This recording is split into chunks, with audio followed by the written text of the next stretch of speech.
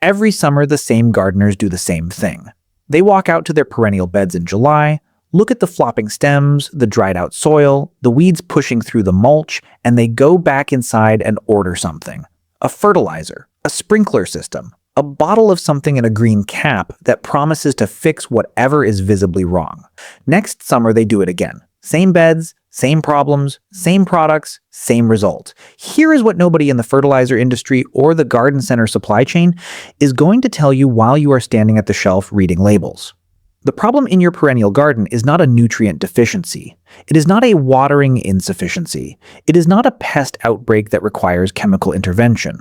The problem is that you have been treating a living ecosystem like a decoration, feeding the plant instead of the soil, watering the surface instead of the roots, cleaning the garden instead of cycling its organic matter. And your perennial garden has been quietly deteriorating under that management approach for years. There is a method that reverses this. It comes from Japanese natural farming philosophy, specifically from the observation that a forest floor rebuilds itself every single year without fertilizer, without sprinklers, without anyone spraying anything. Leaves fall, roots grow and die, fungi connect plants underground.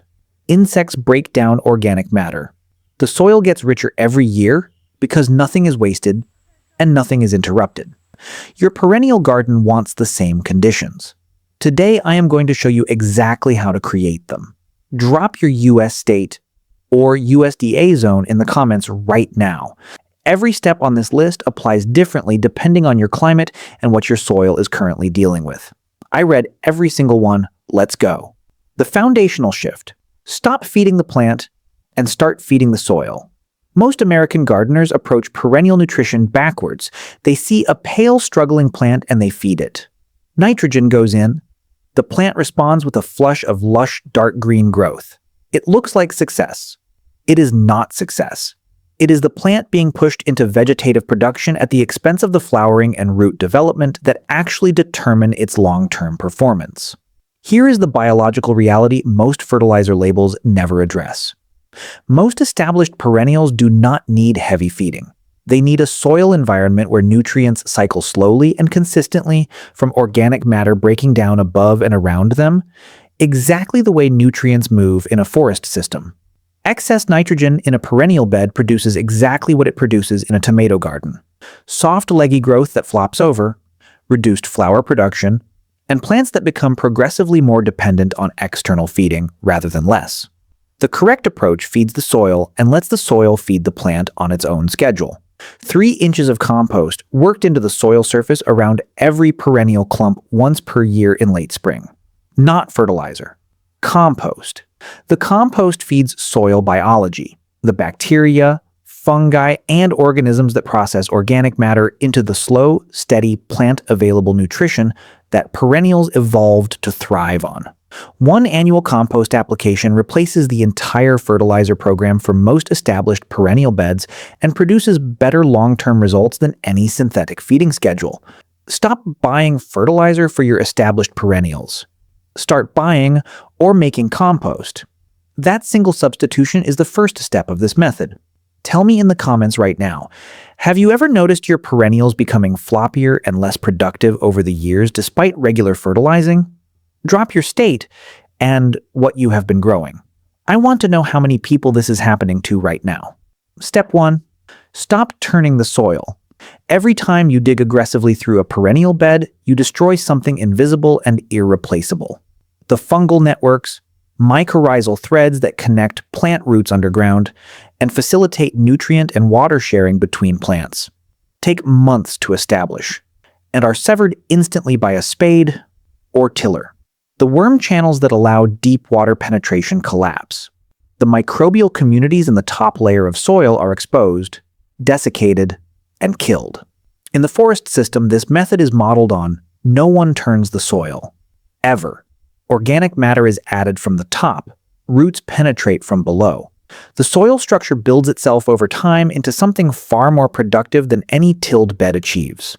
For your perennial garden, this means one thing. Stop digging unless you are dividing a plant or making a new planting hole. Cut weeds at the surface. Pull invasive roots without disturbing surrounding soil.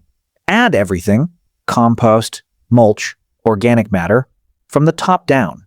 Let what is already living underground continue its work undisturbed. The beds you stop digging improve measurably over 2 to 3 seasons. The beds you keep tilling require more intervention every year. That trajectory tells you everything you need to know about which approach is working with the biology of your garden and which is working against it. If you are not subscribed, yet hit that button right now. This channel puts out real, zone-specific, money-saving perennial knowledge every single week. Free. 2 seconds. Do it now. Step 2. Cover every inch of bare soil before it costs you. Bare soil in a perennial bed is not a neutral condition. It is an actively deteriorating one. Bare soil dries out faster than mulched soil. It grows weeds. Every weed seed that lands on an open soil surface has everything it needs to germinate. It gets hotter in summer, raising root zone temperatures to levels that stress even heat-tolerant perennials. It loses organic matter to sun and wind, rather than cycling it back into the soil system. The Japanese forest floor model solves this with 2 types of soil cover used simultaneously: dead mulch, shredded leaves, leaf mold, compost, wood chips, or bark, applied 3 to 4 inches deep across every open soil surface in the bed. Not piled on plant crowns. Around them. Keep the crown of every perennial clear of mulch contact. A buried crown rots. 3 to 4 inches of mulch on the surrounding soil surface reduces evaporation, moderates soil temperature, and suppresses weed germination simultaneously. Living mulch, low-growing plants that fill the ground between taller perennials, eliminating the open soil surface that weeds colonize, creeping time between sun-loving perennials. Ajuga under shade perennials, hardy geranium biocovo filling the mid-layer gaps in a mixed border, sedum covering the dry sunny edges, sweet woodruff carpeting the shaded areas under tall hostas and ferns. The combination of dead and living mulch closes the open spaces that weeds need. After 2 full seasons of the system, weeding time in a properly mulched perennial bed drops dramatically. Not because the weeds are being killed, but because they are being outcompeted for the light and soil surface they need to establish. Hit the like button right now. Every like puts this information in front of another American gardener currently spending their summer weekends weeding a perennial bed that a proper mulch system would have prevented. Step 3. Sheet mulch your problem areas instead of fighting them. If you have an area of your perennial garden that is chronically weedy, chronically bare, or chronically failing, the answer is not more herbicide and not more digging. The answer is sheet mulching. This is the most powerful single technique in this entire method, and the one most American gardeners have never tried. Cut the weeds at the soil surface. Leave the roots in place. Pulling them disturbs soil more than it helps unless they are aggressive invasive species with root systems that resprout from every fragment. Lay plain brown cardboard directly over the cut weeds and surrounding soil, overlapping the edges by 6 inches to prevent weeds from finding gaps. Wet the cardboard thoroughly. Cover it immediately with 4 to 6 inches of compost, topped with 2 to 3 inches of shredded bark or wood chip mulch. The cardboard blocks all sunlight from the weeds beneath it. They die without chemicals, without digging, without any backbreaking labor. Earthworms are attracted to the cardboard layer and work both below and above it, processing the dying organic material beneath it into soil and pulling compost downward from above. The cardboard breaks down completely within 1 growing season, leaving behind improved soil structure where a weed problem used to be. Cut holes through the cardboard and compost layer to plant perennials directly into the areas you have sheet mulched. The plants go in, the weeds stay out. The soil beneath improves every month as the system breaks down. Sheet mulching is the most reliable way to reclaim a failing perennial bed without starting over from scratch. Step 4. Water deeply and then train your garden to need you less. The sprinkler running every day is creating the problem it appears to be solving. Daily shallow watering keeps roots concentrated in the top 2 inches of soil, the zone most vulnerable to heat, drought, and temperature fluctuation. A perennial with shallow surface roots looks fine in May and collapses in July because its root system never built the depth it needs to access the cooler, consistently moist soil layers below. Deep, infrequent watering drives roots downward. 1 inch of water per week delivered in 2 sessions rather than 7 shallow daily sprinklings. Apply it slowly enough that it penetrates rather than runs off. The root system follows the water downward over the course of a season. By late summer, a perennial with a deep established root system is accessing soil moisture at 6 to 12 inches of depth. Moisture that persists through dry stretches that devastate shallowly rooted beds. New plantings need water every few days through their first season. That is not a contradiction of this principle. That is establishment. A newly planted perennial has no established root system yet. Once established, typically through 1 full growing season, begin reducing watering frequency and allowing the plant to develop the root depth it will depend on through every subsequent summer. Group your perennials by water need. Lavender, sedum, gaillardia, and Russian sage together in the drier area. Astilbe, bee balm, and hosta in the moisture-retentive area.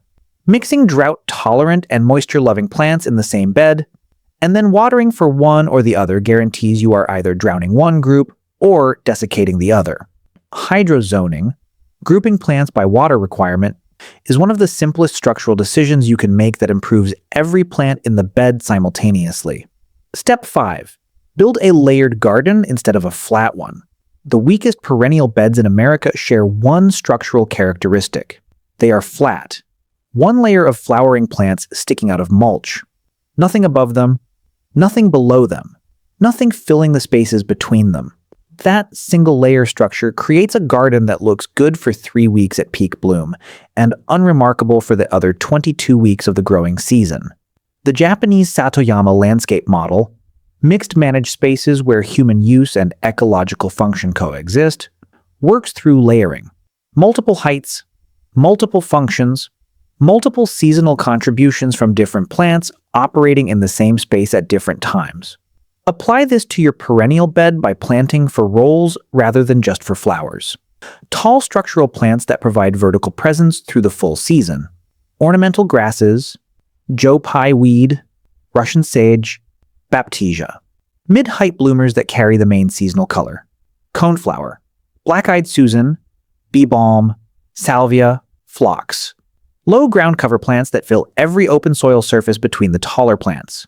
Creeping thyme, ajuga, hardy geranium.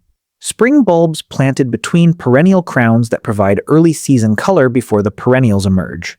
Seed head plants left standing through winter, coneflower, rudbeckia, ornamental grasses, that feed birds through the coldest months and provide architectural presence when everything else has gone dormant. A bed designed with all 5 layers never has a bad month. Something is always doing something valuable. Something is always looking intentional. Step 6. Stop cleaning the garden like a kitchen floor. This is the mistake that quietly costs American perennial gardeners the most in soil fertility every year. Cutting everything down, bagging every leaf, removing every stem, exposing the soil surface to winter, then buying fertilizer in spring to replace the nutrition that was just removed in the fall. In a natural system, last year's growth becomes next year's soil. The chop and drop method keeps that cycle intact. At the end of the season or in early spring, cut old stems into small pieces and drop the healthy material back onto the bed surface as mulch. Remove diseased material. Anything showing fungal infection, pest damage, or rot goes in the trash, not the bed. Leave some hollow stems intact for overwintering beneficial insects that will manage your pest populations next spring for free. Let fallen leaves accumulate around plant crowns as insulating organic matter that breaks down into free nutrition over winter. The goal is a managed bed, not a sterile one.